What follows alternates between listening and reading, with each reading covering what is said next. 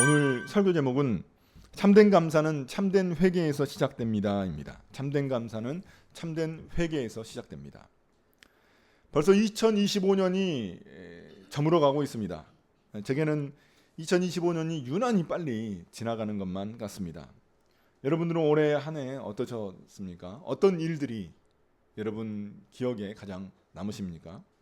저는 엊그제 용인에 있는 샘물 호스피스 병원에 다녀왔습니다. 저랑 같이 공부하시던 목사님 한 분이, 여자 목사님 한 분이 암에 걸리셨었는데 며칠 안 남으셔가지고, 많이 남지 않으셔가지고 그 병원에서 삶의 마지막 자락을 보내고 계셨습니다. 한때는 너무나 밝고 활기차고 이렇게 굉장히 통통하시던, 건강하시던 그런 분이셨는데, 제가 보니까 이게 너무 많이 야위셨더라고요. 그래서 뭐 예전에 이제 돌아가시기 전에 저희 어머니를 보는 것 같아서 마음이 많이 울컥했습니다. 또 이제 배 복수도 많이 차셔가지고 거동하기도 굉장히 힘들어하셨습니다. 말로는 너무나 담담하게 그렇게 인사를 하셨지만 통증이 너무나 힘들다고 그렇게 말씀하셨습니다. 그래서 이제 함께 같이 갔었던 그런 목사님들도 들어갈 때는 그래도 막 서로 이야기도 하고 그랬는데, 나올 때는 아무런 말도 하지 않고 그냥 조용히 나오게 되었습니다. 말을 잃어버렸습니다. 마음이 이제 싱숭생숭하고 또 자신의 삶을 돌아봤기 때문일 거란 생각이 듭니다. 저도 그랬습니다. 저도 인생이 뭔가 엄청나게 거창한 것 같지만 결국에는 한 방향으로 가는 것이구나, 이런 생각을 많이 하게 되었습니다. 그래서 막 여러 가지 근심 걱정 막 했었던 일들도 회개가 되고, 그렇지만 이런 그런 경험이 저한테 무슨 뭐 삶의 허무함을 주거나 그러지는 않았습니다. 오히려 제가 너무나 근심 걱정하며 살아왔던 날들을 회개하고 나에게 주어진 작은 기쁨들, 작은 행복들을 누리면서 하루하루 감사한 마음으로 살아야 되겠다 하는 생각이 더 많이 들었습니다. 오늘 우리는 추수감사절을 맞이하고 있습니다. 우리는 감사라는 말을 굉장히 쉽게 합니다. 감사. 잊어버릴 때도 많이 있지만 또 감사라는 말을 쉽게 하기도 합니다.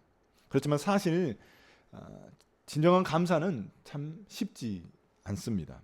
생각보다 쉽지 않습니다. 특히 오늘 우리가 살펴본 말씀인 에스라서 10장은 추수감사절에는 어울리지 않는 말씀입니다. 그렇게 보입니다. 눈물이 있고 회개가 있고 또 슬픔이 있고 죄고백이 있는 그런 본문이라서 감사와는 거리가 있는 것 같아 보입니다.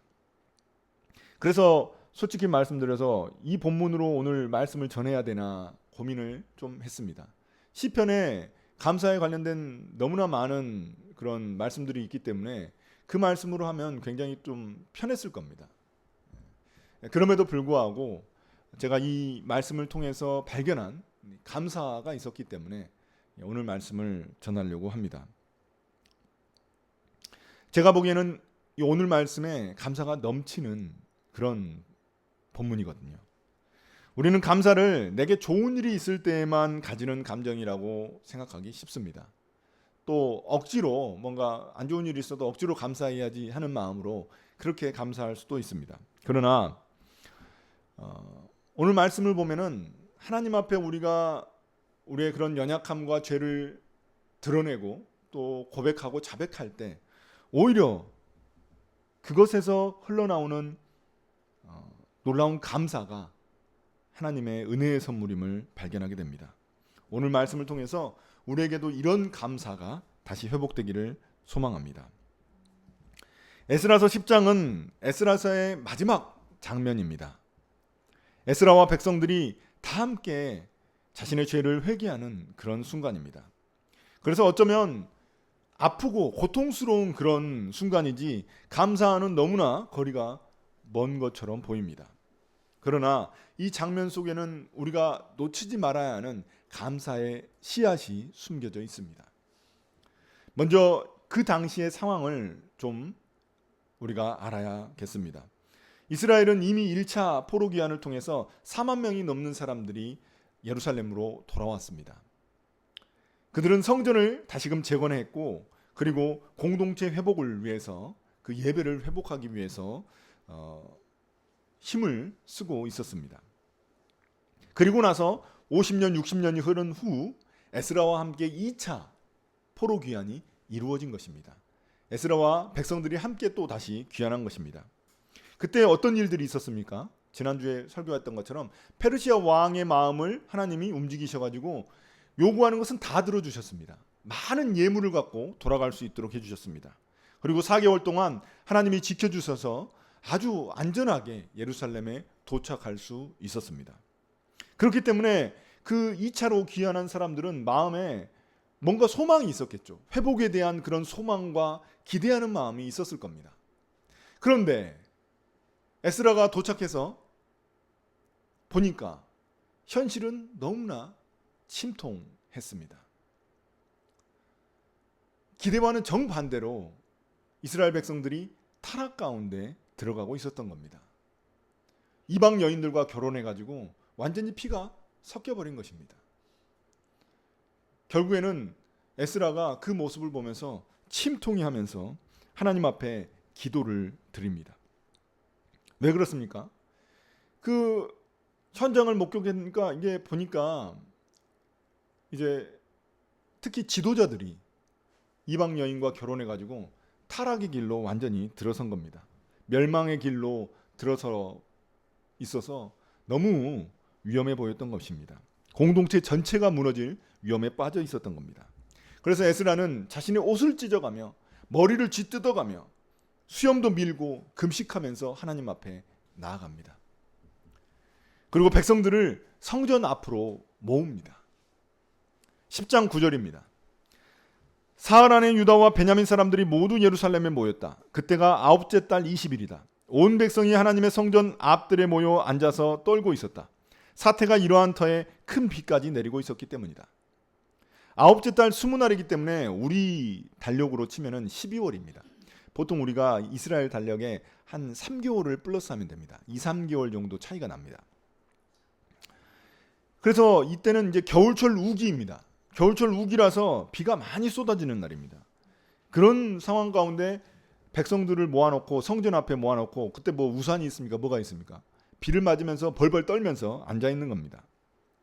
그런데 단지 추위 때문에 떨고 있는 것만은 아닙니다. 자신들의 죄가 드러났기 때문에 하나님 앞에 벌벌 떨고 있었던 것입니다. 그때 에스라가 이렇게 말합니다. 10절 11절입니다. 드디어 에스라 제사장이 나서서 그들에게 말하였다. 여러분은 이방 여자들과 결혼하였으므로 배신자가 되었습니다. 그것 때문에 이스라엘의 죄가 더욱 커졌습니다. 이제 주 여러분의 조상의 하나님께 죄를 자백하고 그의 뜻을 따르십시오. 이 땅에 있는 이방 백성과 관계를 끊고 여러분이 데리고 사는 이방인 아내들과도 인연을 끊어야 합니다. 이방 여자들과 결혼 생활을 끝내라는 겁니다. 이혼하라는 겁니다. 너무 과한 요구 아니겠습니까? 너무 과한 요구잖아요. 평생 같이 살고 그랬는데 어떻게 아이들도 있고 그런데 어떻게 그렇겠습니까? 그리고 우리가 신약에 보면 바울은 결혼하고 나서 그 상대방의 신앙이 생길 수 있도록 그렇게 기도하고 그렇게 살라고 이야기했지 이렇게 이혼하라는 이야기는 하지 않았거든요. 그럼 도대체 왜 이 에스라는 이런 이야기를 하는 것일까요? 이 점에 있어서는 이 이스라엘의 멸망의 이유를 살펴볼 필요가 있습니다. 이스라엘이 왜 멸망하게 되었습니까? 가나안 그 땅의 문화에 동화되어 가지고 그 땅의 신인 바알과 아세라를 섬기기 시작했기 때문입니다. 그러한 우상 숭배의 길로 들어서는 데 있어서 첫 단계가 뭐냐면 이방 여인들과 결혼한 일입니다. 우리가 이스라엘이 완전히 기울어지기 시작한 그 남과 북으로 갈라지게 된 계기도 솔로몬이 이방 여인을 받아들여서 우상 숭배에 빠진 그때입니다. 그러니까 이 이방 여인과 결혼한 문제는 그 당시 상황에서는 다시 나라가 멸망의 길로 가느냐 아니냐 다시 회복할 수 있느냐 이 중차대한 문제를 다루고 있는 것입니다. 굉장히 심각한 문제인 것입니다. 그럼 이런 에스라의 선포에 대한 백성들의 반응은 어떨까요? 12절입니다. 온 회중이 큰 소리로 대답하여서 옳으신 말씀입니다. 우리는 반드시 말씀하신 대로 하겠습니다. 야, 놀랍게도 백성들은 에스라의 말에 따르겠다고 대답합니다. 그들은 자신들의 죄를 하나님 말씀 앞에서 숨기거나 변명하지 않습니다. 있는 그대로 다 드러냅니다. 여러분, 제가 굉장히 발음하기 힘들어했었던 이 백성들의 이름, 명단이 등장하는데 이 명단이 이방 여인과 결혼한 사람들의 명단입니다.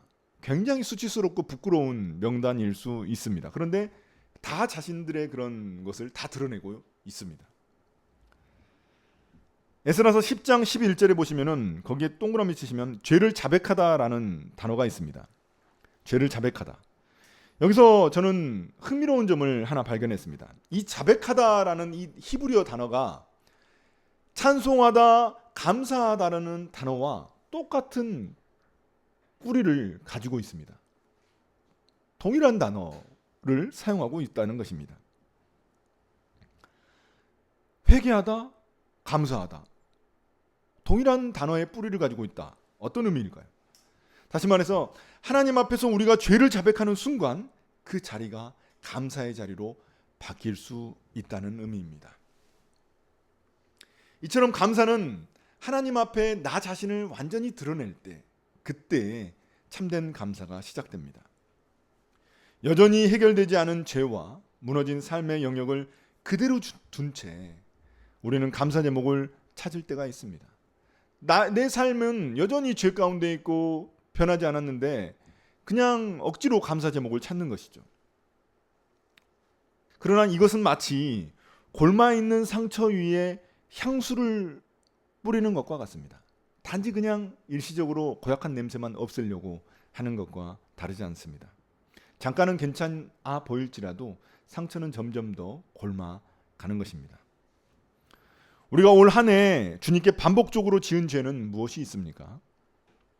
그것부터 회개하는 것이 감사의 진정한 출발이 아니겠습니까? 그래서 올 한 해 내가 넘어진 자리를 먼저 살펴보는 것이 중요합니다. 그리고 하나님 말씀 앞에 정직하게 나를 드러내야만 합니다.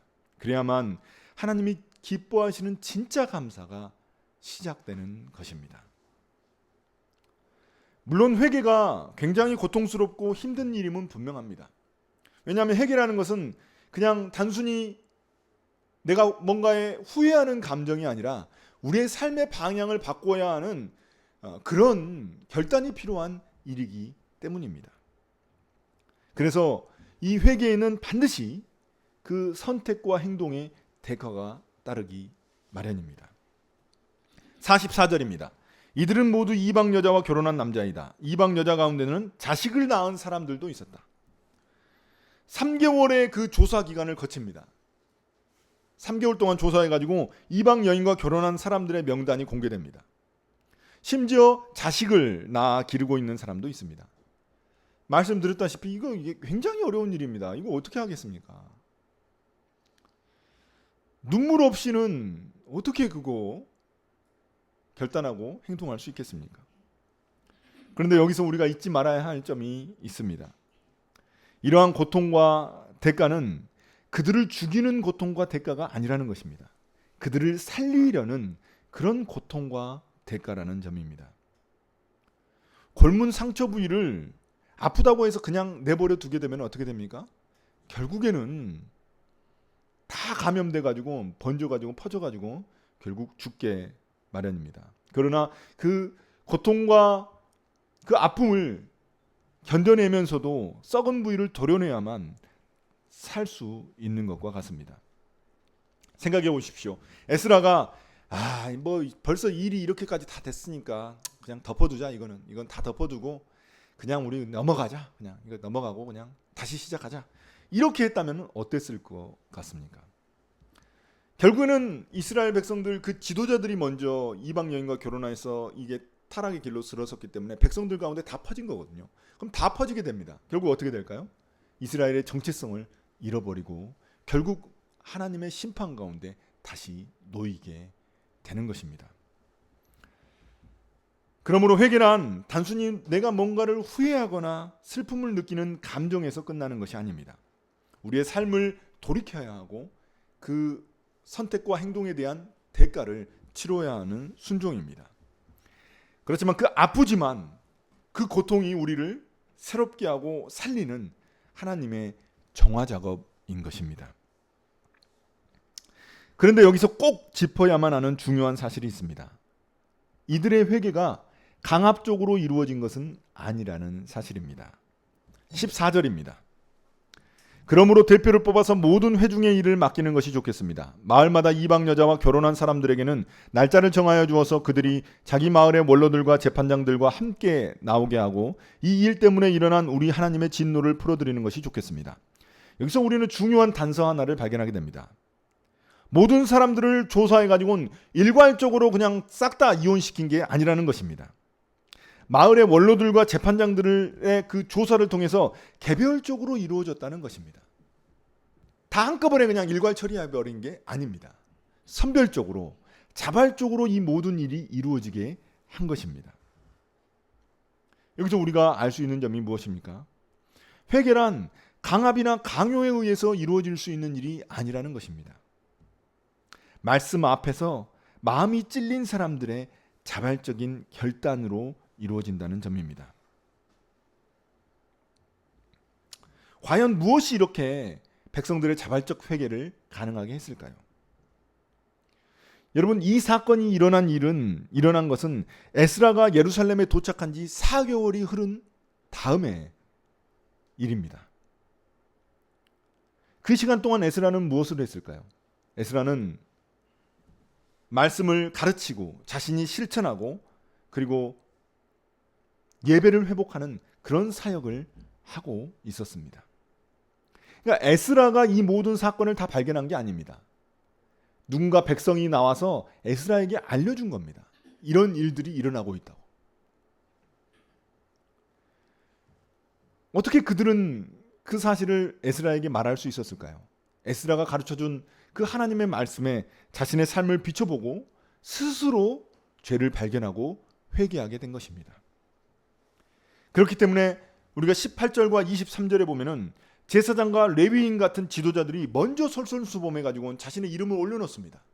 내가 이렇게 하겠습니다 라고 그렇게 먼저 나섭니다.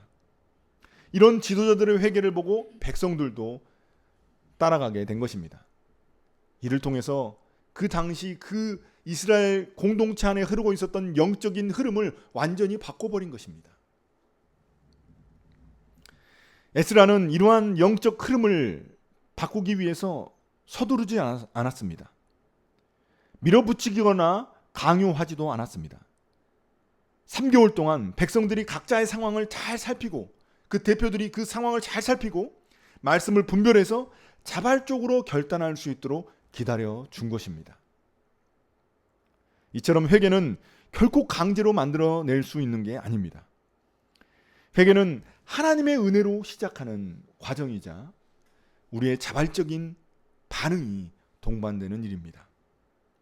그래서 이런 자발적 회개를 통해 진짜 감사가 우리 마음에 일어나는 것입니다. 말씀 안에서 스스로 돌이킨 회개에는 주님이 주시는 놀라운 평안과 감사가 흘러넘칩니다. 이처럼 참된 감사는 자발적 회개의 고통을 지나야만 꽃피는 은혜의 열매입니다. 사랑하는 성도 여러분, 이제 말씀을 맺겠습니다. 오늘 에스라서 10장 말씀은 겉으로 보기에는 굉장히 무겁고 어두운 이야기처럼 보입니다. 비가 주룩주룩 내리는 그날 백성들이 성전 앞에 모여서 벌벌 떨면서 에스라의 그 선포가 이루어지는 굉장히 그런 분위기의 말씀입니다. 그래서 감사하고는 굉장히 거리가 먼 것 같아 보입니다. 그들의 회개는 너무나 아프고 고통스러워 보입니다. 그러나 하나님은 이 빗줄기를 통해서 그들의 죄를 씻기시고 그들의 그 공동체를 정화시키는 작업을 하시고 계십니다. 이를 통해 새로운 은혜의 해를 열어주고 계신 것입니다. 우리가 흔히 말하는 감사는 내게 좋은 일이 일어났을 때 하는 그런 고백과 감정입니다. 그러나 성경이 말하는 참된 감사는 그것보다 훨씬 더 깊은 의미를 담고 있습니다. 참된 감사는 하나님 앞에서 내 삶을 온전히 다 드러내고 난 후에 그때 주시는 주님의 귀한 그런 선물입니다.